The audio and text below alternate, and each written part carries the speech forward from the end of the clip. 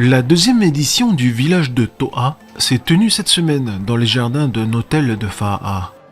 Une vingtaine d'exposants ont répondu présents à cet événement organisé par l'Ifrecor et l'association Te Manao Te Moana.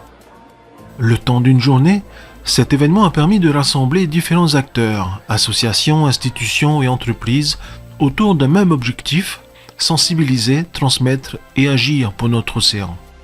Un événement ouvert à tous, mais pensé avant tout pour les générations de demain.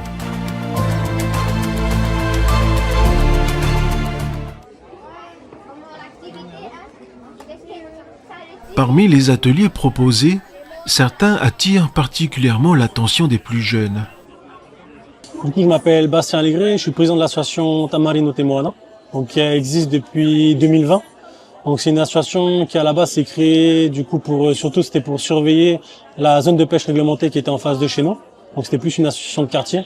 Et après petit à petit on s'est étendu et du coup maintenant on est vraiment une association de protection de l'environnement et on fait diverses actions et notamment des actions de sensibilisation et la sensibilisation scolaire quoi. Donc, généralement en fait avec les scolaires nous on fait des ateliers de sensibilisation donc qui sont un peu sur tout, ça peut être sur les déchets, sur la protection des ressources marines, sur les coraux, etc. Et là, en fait, on présente surtout deux ateliers. Un sur les espèces qui sont dites tarahui, donc avec des ateliers sur les moments où on a le droit de les pêcher, la taille réglementaire des espèces. Et aussi un autre atelier VR, donc sur des casques en réalité virtuelle, où on a tourné une vidéo en fait sur le récif et le corail. C'est pas forcément quelque chose de nouveau, mais ouais, c'est important parce que ça permet du coup aux scolaires d'être sensibilisés, de faire en sorte qu'il y ait plusieurs associations aussi qui se réunissent au même endroit, que les scolaires puissent voir différents ateliers, différentes associations sur différentes thématiques donc liées à la mer et à la préservation de l'environnement. Donc c'est quelque chose qui est quand même assez important.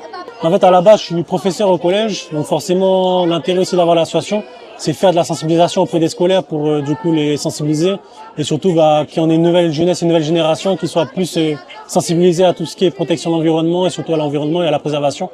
Donc pour qu'on ait encore des espèces qu'on puisse pêcher, qu'on puisse continuer à se nourrir, à manger et ça gratuitement en allant directement dans le lagon quoi. D'abord, on va les mettre face découverte en face de vous et on va réfléchir ensemble. À travers des jeux, des mises en situation et des échanges, les enfants découvrent une notion essentielle de la culture polynésienne, le rahui. Elle doit faire minimum quelle taille pour pouvoir la pêcher? 20 cm. Maintenant, à quel moment elle est fermée? À quel moment on n'a pas le droit de la pêcher?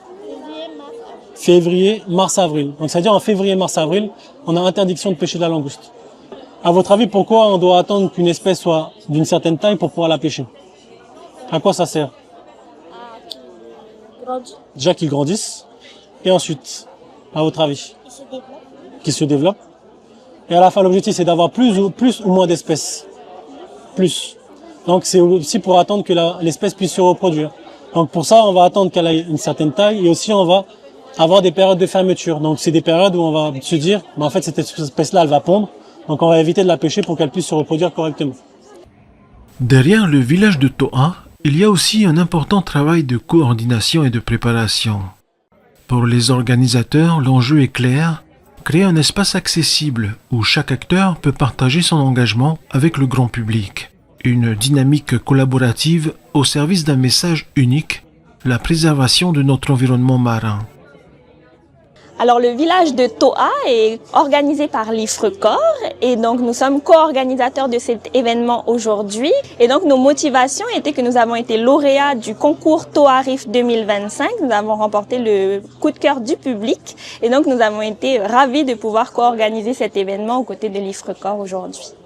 Alors en association, en tout on a une vingtaine de stands, mais on a des institutions et aussi des associations. Je pense qu'on est à plus d'associations que d'institutions, une vingtaine de stands au total. Et donc eh bien, le but du village de Toa, c'est de sensibiliser le public, que ce soit le jeune public avec les scolaires qu'on a accueillis depuis ce matin, mais aussi le grand public à l'importance de la conservation de la biodiversité marine avec les récifs coralliens, mais aussi les tortues marines chez nous par exemple, ou encore d'autres animaux de la biodiversité polynésienne principalement. Alors on est très contents et c'était avec un grand plaisir qu'on a voulu organiser ça avec l'Ifrecor et qu'on a du coup vraiment voulu contribuer du mieux que l'on pouvait et qu'on est vraiment content parce qu'on voit vraiment beaucoup de stands et beaucoup de sensibilisation qui se font, de voir les scolaires avec les étoiles dans les yeux, d'en apprendre plus, que ce soit de notre côté ou finalement de tous les côtés, et de voir même des associations qui viennent de Moorea, c'est super intéressant, et des scolaires aussi qui viendront cet après-midi, même des îles, donc on est content.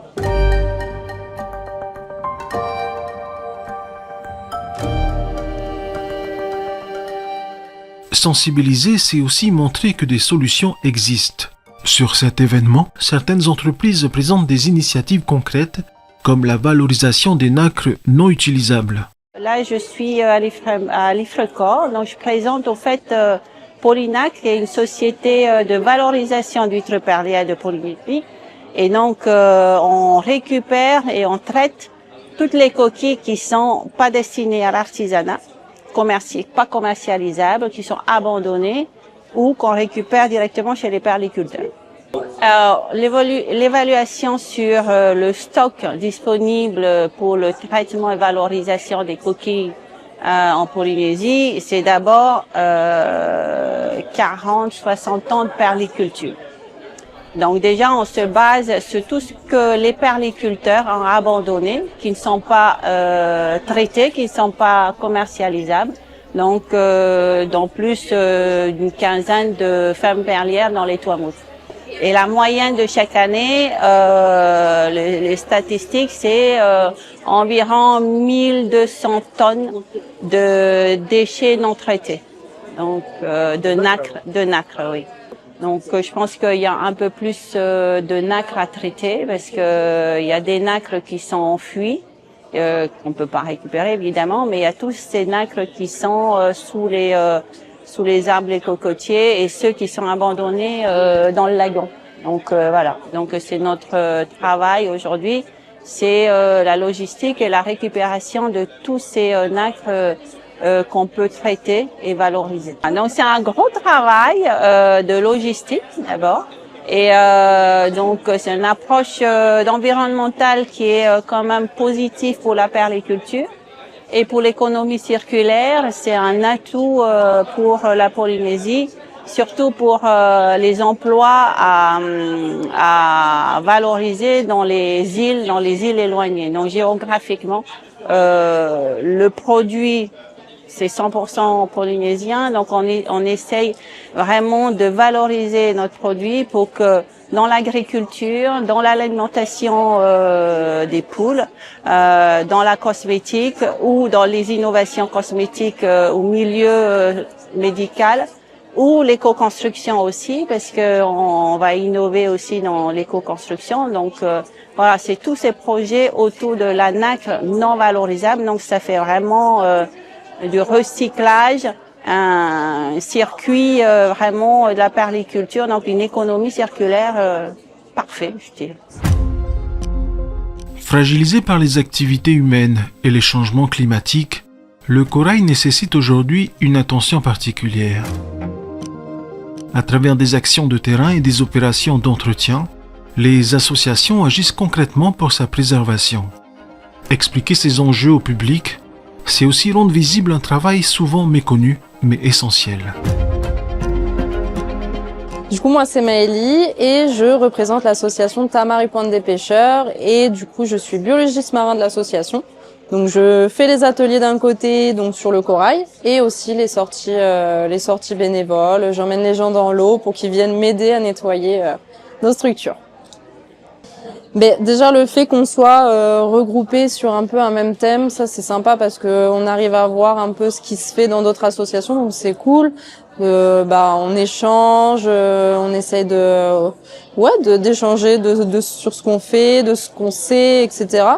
Et aussi le fait qu'il y ait des scolaires qui passent, ils passent à peu près 10-15 minutes, donc en fait on doit les captiver en un petit laps de temps, donc c'est assez sympa parce que du coup faut trouver ce qui les accroche et faut arriver à les sensibiliser sur des choses du coup qui sont importantes, donc l'océan et notamment le corail pour ma part. Ça fait plusieurs fois qu'on fait ce type d'événement, donc accueillir des scolaires comme ça un petit peu sur toute la matinée, un petit peu à la suite. On avait fait ça à la présidence aussi, je me souviens. Et puis oui, non, c'est des événements qu'on a quand même l'habitude de faire, donc c'est bien pour pour notre visibilité aussi, parce qu'on a aussi besoin d'embarquer du monde avec nous, quoi. Donc c'est cool aussi de se faire connaître comme ça. Le village de Toa, c'est la rencontre entre la connaissance, l'action et la transmission. Des enfants qui apprennent en jouant, des associations engagées, des entreprises innovantes et des scientifiques mobilisés, autant d'initiatives qui rappellent une évidence. Protéger l'océan commence par la compréhension. En donnant du sens aux gestes d'aujourd'hui, cet événement prépare les citoyens de demain.